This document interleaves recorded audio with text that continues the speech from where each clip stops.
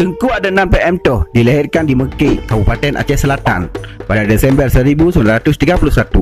Adapun nama PM Toh bukanlah judul hikayat. PM Toh merupakan salah satu jenis irama hikayat. Penamaan PM Toh diambil dari sebuah nama bus penumpang lintas Sumatera yang memiliki corong klakson di kiri kanan bagian depan mobil. Sejalan dengan perkembangan dan penyebaran nilai-nilai seni yang dilakukan oleh Tengku Adnan pada masanya, akhirnya nilai sebutan nama kesenian ini singgah pada nama PM Toh. Nama ini notabene adalah nama dari sebuah bus Trans Aceh Medan, yaitu perusahaan motor transport under naming Hasan yang disingkat dengan PMTOA yang melintasi rute Bandar Aceh Medan. Namun ada juga yang mengatakan bahawa nama PM Toh diambil dari kata pohtim, yaitu kata lain dari bercerita. Dalam tradisi Aceh, bercerita disebut juga dengan pegahaba, menghaba, puhaba, poh cakra, pohtim, Cang Panah, yang kemudian menjadi sebuah nama salah satu kesenian bercerita di Aceh. Terlepas dari dua pendapat di atas, intinya PM Toh adalah sebuah kesenian tertutur bercerita. Hanya saja, karena kisah yang diceritakan pada umumnya pernah terjadi pada zaman dahulu, atau dengan kata lain, kisah yang diceritakan diyakini kejadiannya, masyarakat Aceh menamakannya dengan hikayat. Menurut seorang muridnya, Agus Nur Ramal, Adnan berkeliling membawa hikayat, juga sambil menjual obat.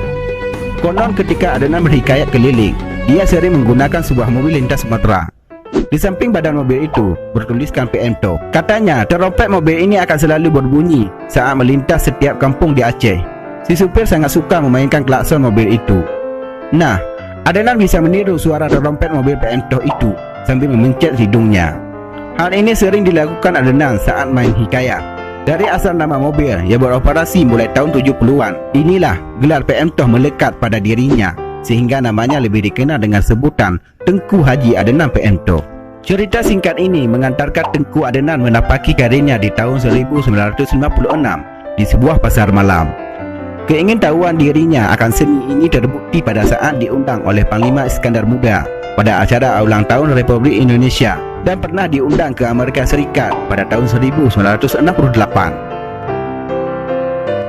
Keahlian Tengku Adnan dalam menuturkan cerita hikayat Aceh inilah yang membuat nilai hikayat yang biasa hanya diucapkan dengan lantunan musikalitis Aceh berubah fungsi menjadi sebuah hikayat yang memiliki alur cerita yang hidup dan memiliki alur plot yang jelas. Keahlian dalam menghidupkan tokoh laku dan keahlian dalam berpantun serta diperkuat dengan keahlian memainkan alat musik sebagai andalan Tengku Adnan. Kajian ini sebenarnya erat kaitannya dengan pernyataan John C. Sanger, seorang profesor arkeolog berkebangsaan Amerika, yang menjuluki Tengku Adnan sebagai seorang troubadour, yang berarti penyanyi keliling Aceh, di tahun 1968. Maka dengan sering berpindah tempat itulah Tengku Adnan diberi julukan oleh sang profesor arkeolog Amerika tersebut sebagai sang troubadour Aceh. Menurut dia, sulit mencari tukang cerita yang serupa dengan Adnan. Memang Adnan layak dikatakan seorang yang tangguh dalam bercerita. Cerita Putra Bungsu yang panjangnya hingga 7 hari 7 malam sanggup dikisahkan Adnan tanpa terkesan lelah. Melihat dia bermain kisah, seolah cerita yang dia bawa sudah dihafalnya puluhan tahun silam. Namun kini ia telah tiada. Pria bernama asli Tengku Adnan itu meninggal pada 15 Juli 2008 silam, dan beliau meninggalkan 15 orang anak. Menurut anak keenam Tengku Adnan, yaitu Husaini Adnan, mengatakan terkait peninggalan Tengku Adnan seperti syair-syair dan rekaman Adnan semasa hidupnya, sudah banyak yang hilang saat tsunami melanda Aceh pada akhir Desember 2004 lalu. Namun yang tersisa hanya syair syariat Islam dan 4 buah kaset rekaman beliau terakhir main di TPRI. Hanya 4 yang sempat diselamatkan oleh Husaini Adnan. Sepeninggalnya legendaris penyair hikayat Aceh Tengku Adnan PM Toh, sampai saat ini belum ada pengganti sosok seperti beliau. Walaupun banyak orang yang menekuni figur seperti Adnan ini, namun tak pernah ada sehebat beliau.